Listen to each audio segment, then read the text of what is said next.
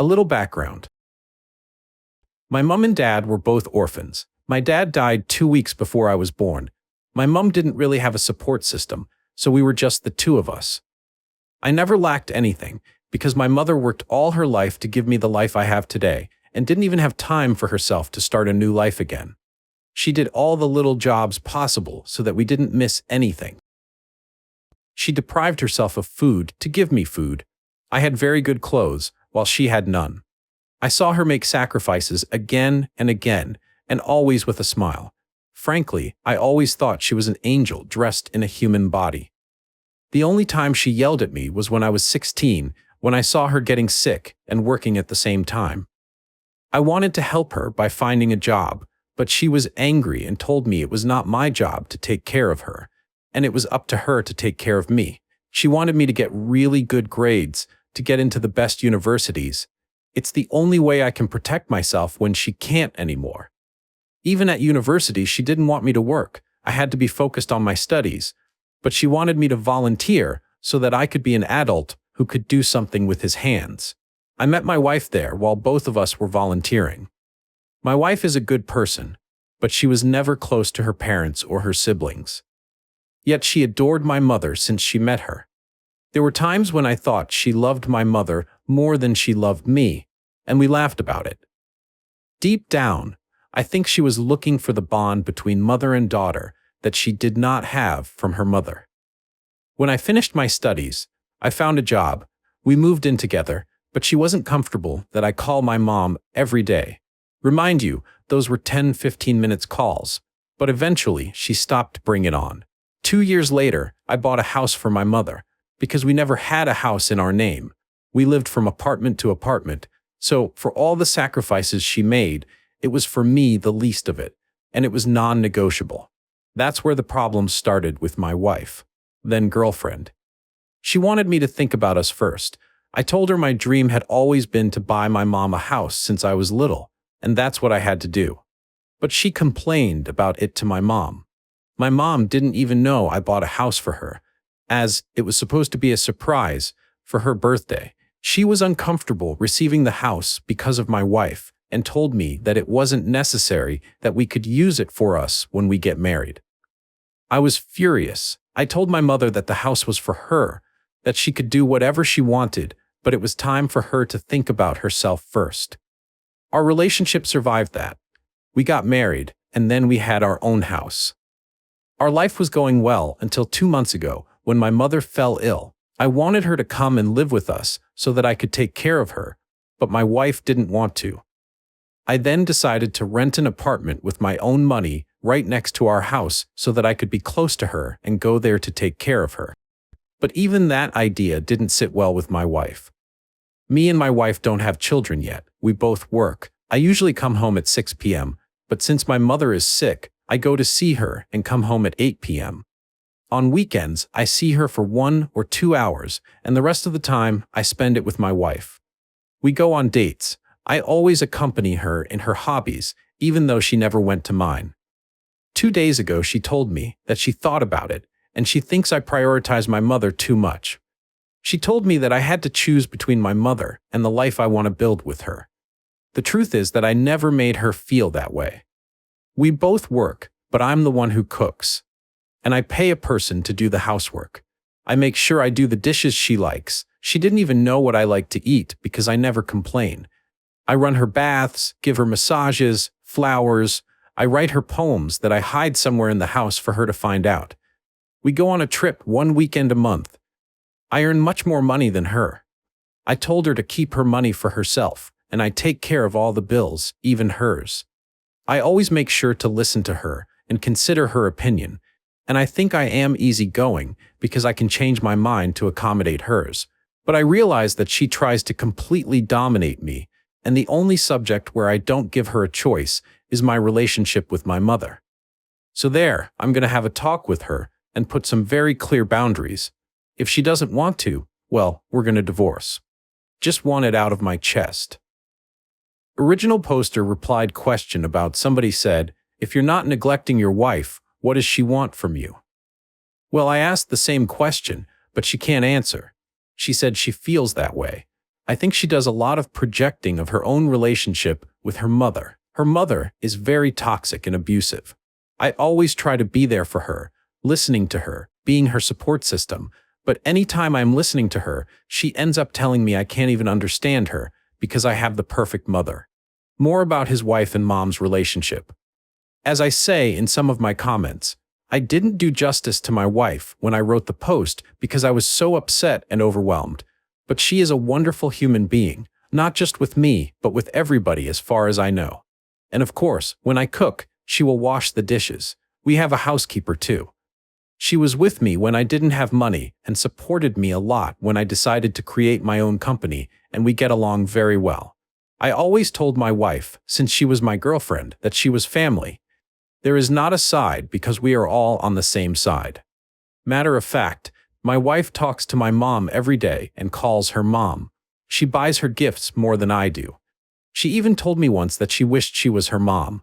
So because of those paradoxes, I am lost. I honestly don't recall the way I present stuff as, let's do this for my mom, or I am doing this. But it's something I have to pay attention to. The thing is, my wife has her own accounts and never consulted me for things she does with that money, and it's fine for me. We have accounts that we use for our daily financial expenses or major financial decisions, and everything related to those accounts we discuss about. She is the one in charge with that. And of course, we wife savings accounts too. But I also have my own accounts. It's with those accounts I, for example, rent a house for my mom to be near us, that I can help friends here and there and do whatever reasonable enjoyment I have. So I don't really get the problem, to be honest. As far as I'm concerned, I won't put my mom aside while she needs to be. That's a deal breaker for me. So I will suggest therapy first before taking any decision. One more comment to address the many people who think he is treating his mom as his wife, prioritizing mom. Wow, you are into weird manga or something. Treating my mom as she was my wife.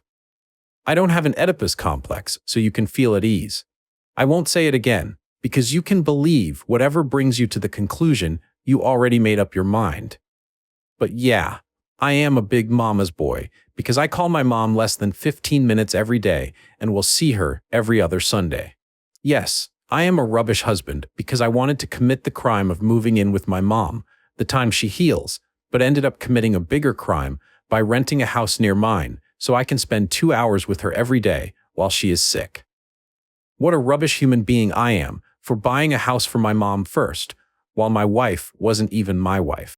What a rubbish husband I am for not taking into consideration my wife's feelings in the matter of how to handle my relationship with my mother. But guess what? I am damn proud of myself for what I am handling the relationship with my mother. I am just a different human being than you. So you do you, and I'll stay the rubbish human I am. Update 3 weeks later. Hi guys. I keep getting messages asking me for an update. I wanted to do it sooner, but couldn't spare time to do it properly. First of all, I would like to thank everyone for the comments and direct messages in my last post. I tried to reply to everyone, but I couldn't. I read you all, though. Before confronting my wife, I had time to reflect, and I came to the conclusion that I will never again let anyone in my life dictate the relationship I should have with my mother or the time I should dedicate to her. So I decided to answer the ultimatum. But first I wanted to know if there was another reason why she gave me this ultimatum. She replied that nope. I asked her, apart from what she blamed me for, was there something she wanted to tell me but couldn't tell me? She said there was nothing and asked me to come to the point, so I told her I wanted a divorce. She remained frozen. I think she was shocked because she wasn't talking. She was just staring at me. I tell her everything that was on my mind, that our values are too different. I was going through the worst moment of my life. My mother was sick. We did several tests with her. We still don't know what she's suffering from. We don't know her family medical history because she was an orphan. It makes me anxious to know that overnight I could find myself alone in the world. Yes, alone in the world, because in these difficult times, all I needed was her support. But if my own wife thinks that I should give less attention to my mother who is sick and who needs me more than ever, it's time to go to our separate way. She still didn't say anything, so I told her I'm going to a hotel for now, and we'll discuss later how we're going to separate. I took some of my things and left. The next day, when I went to see my mother, she figured out something wasn't right, but I was not going to tell her I was separating from my wife because she could not bear our relationship, especially since she was sick like that. I didn't want to add more torment to her. I never discuss my marriage issues with my mother anyway, so she does not know our problems, and honestly, she adores my wife too much. And my wife behaves as if she was her own mother, so I was not going to tell her what she was thinking behind her back. My mom ends up telling me that my wife didn't come by that day. Yes, my wife, who asked me to reduce my contact with my mother, was seeing her every day, and I never asked her to do anything for my mother. She calls my mother Mom. When she gets sick, she used to go to my mother, so she would take care of her. It used to hurt me because it's as if I couldn't take care of her, but she said that this was not the same. The attentions of a mother are different. I told myself that it was her way of creating a mother-daughter bond that she never had, and I understood her. She even said her mother used to tell her that she was not supposed to be born, that it was an accident, that she almost aborted her, and regrets not doing it. Only a monster could say that to her child. So I never said anything whenever she wanted my mother's attention. Besides, I received enough love to share with whoever wanted. My mother, after I left home to study, became a foster mom for children. She always did until 2 years ago. I have always loved each of the children with whom I still keep in touch and whom I consider to be my siblings. Once a year, we all went on vacation together for a week. The children, my mother, and my wife. I generally take 2 months of vacation, of which of the 6 weeks I devoted it to my wife, but the 2 weeks that I devote to my mother and the children, it was too much for my wife. Anyway, I'm rambling, so when my mom told me she didn't come to see her that day, I went back home because I was worried. I found her in the bathroom with her clothes and red eyes, like she was crying all along. Seeing her like that was unbearable. I helped her out, but this woman, who has so much pride, collapsed in front of me with a lot of crying. I don't know if it was an hour or 2, but she kept crying, calmed down, crying again. I just stayed silent. She ended up telling me that deep down, she never wanted me to involve any less in my mother life. She was always jealous of our relationship. She was always jealous of the attention my mother gave to the other children. She knows that it wasn't rational, but she couldn't help constantly striving to be number one in my mother's heart. It was kind of a competition for her, so when I wanted to take care of my mom, she didn't want me to be the one taking care of her. I was honestly furious, without saying anything, of course, but I wondered if she was a psychopath or something. We are talking about a person who is seriously ill, and she is thinking about her damn competition, even if it means sabotaging the relationship I have with my mother and putting us in a situation where I wanted to divorce her. She told me that she was very jealous of me and that she would have liked to be in my place. If she had to choose, she would have even chosen to be my mother's child rather than my wife, even if I was the love of her life and the only man she ever known. She also told me that even if the world falls apart around me, I will remain stoic, that I live as if I don't need anyone, and that I give everything to others, but I don't know how to let others reach me. And she never managed to get there. Only my mother could get there. At that moment, I did not know what else to say. I was hooked on this idea of competition, so that I did not immediately grasp the scope of these words. But I still listened to her to the end. I put her to bed until she fell asleep. Then I went to sleep in another room. In the morning, she was acting like anything happened. She was being herself. She said I don't have to pity. I told her it was out of love. She was still my wife. She left to work, and I did the same, but decided to stay at the hotel from the time being. During that time, I wondered what I could have made the saying act so that she could think about that. Deep down, I think she's right. It's a defense mechanism I've had since childhood. I've never stayed in one place longer to make friends. It was heartbreaking. To every time we have to move between my 5 to my 15. I have moved more than 50 times, from apartment to apartment, from hotel room to hotel room. And since then, I think I have always lived my relationships like a squat. I never unpacked and settled in because I knew at any moment I could be kicked out. But I thought with my wife I acted differently. But I guess not. So I thought maybe we didn't need to go that far. What we needed wasn't divorce but therapy. Then this happened. A little over a week after our discussion, I was called from the hospital. My wife had been hospitalized. She apparently did not feel well. I went to visit her, but she didn't want to see me. If you see the eyes I saw, I've never seen so much hate in just 2 eyes. I told her bestie so she can have her system support because she didn't want me there. I told my mom. She asked me what I had done to my wife so that she ended up in the hospital, and that I should not stress about a woman who was pregnant. I said, "What?" She told me my wife told her and asked her to keep it a secret because she wanted to tell me herself when she was ready. I don't know what was going through my head, between anger that it was my mother who told me, or happiness at having to be a dad for the first time, and total confusion at the surreal situation. I went to my wife and told her I knew, but she looked at me again angrily and told me she had lost the baby, and it was my fault. In an instant, I just got the news my wife was pregnant, but kept it from me, that I was going to be a dad, and that we lost the baby, and that she was accusing me of having caused something that I didn't even know. She asked me to leave, and I left. I always wanted children, very early on. My wife wanted to put her career first. I understood and accepted. I've been trying to convince her for years, but without success. Now she gets pregnant. She doesn't tell me anything.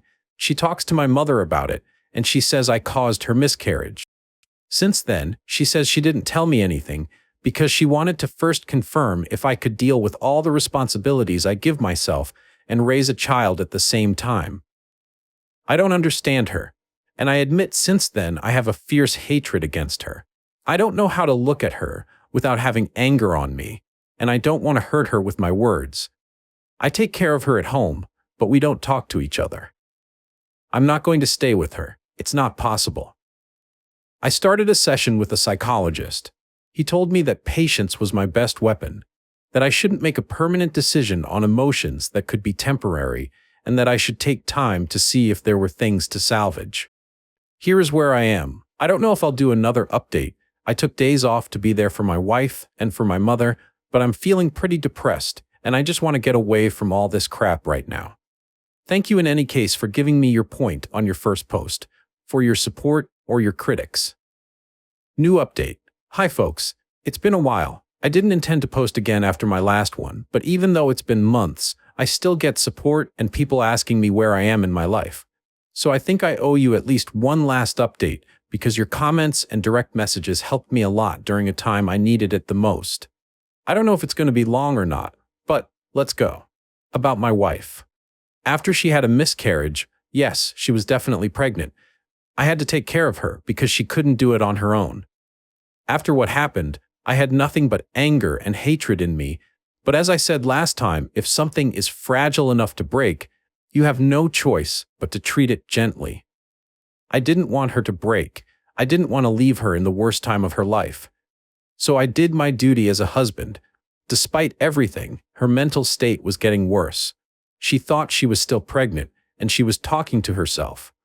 One night she was delirious, mistaking me for her father and thinking that I was going to hurt her.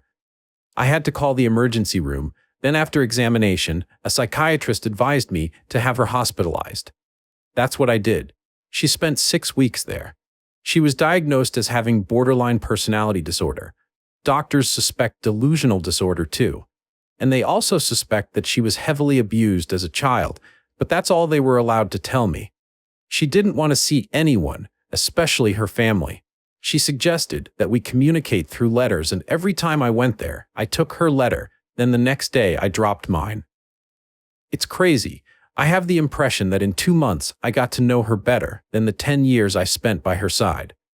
That reminded me of how good a person she used to be, despite her flaws. She used to travel to participate in the construction of schools, wells, anything that can help people who lived in precariousness. She didn't just give money, she helped out with her own hands. She's the type to help a foreigner who doesn't speak the language catch his train until she misses her own train. Honestly, she was like a gold mine with lots of resources and kindness in her. Although we had money, we used to enjoy taking public transport to remember the time when we were penniless and enjoy life just because having each other was enough. We would travel without taking money and challenge each other to know how far we will get. That was the best moment of our lives. We were very close and in love. We thought nothing could break us. What has changed since then? We tried to figure out in the letters we give each other. We talk about many things. I won't go into details. She owns up her mistakes, and I own up mine. She takes full responsibility for the consequences of her actions. She apologized for how she treated me and knows that the only possible outcome is that we divorce. She needs to heal and work on herself. She said she has a long way to go and it wasn't fair for me. She said that given her condition, I wasn't going to talk to her about a divorce. She had to do it herself. There are some battles she needs to fight on her own. Otherwise, she will never be the best version she could be. She doesn't know how long it's going to take, but if she gets there and I haven't moved on, then she'll be happy to start again with me. I've always lived with the idea of fixing broken things rather than throwing them away. But that doesn't work with humans. You can't fix someone unless they want to be fixed. And I wouldn't have had the strength to fix someone because I'm putting all my remaining energy into trying to fix myself. If my wife hadn't made the decision she made, I myself would have proposed a divorce. Paradoxically, it was because she made the decision she made that I saw that there was hope for us. I then offered her a separation rather than a divorce.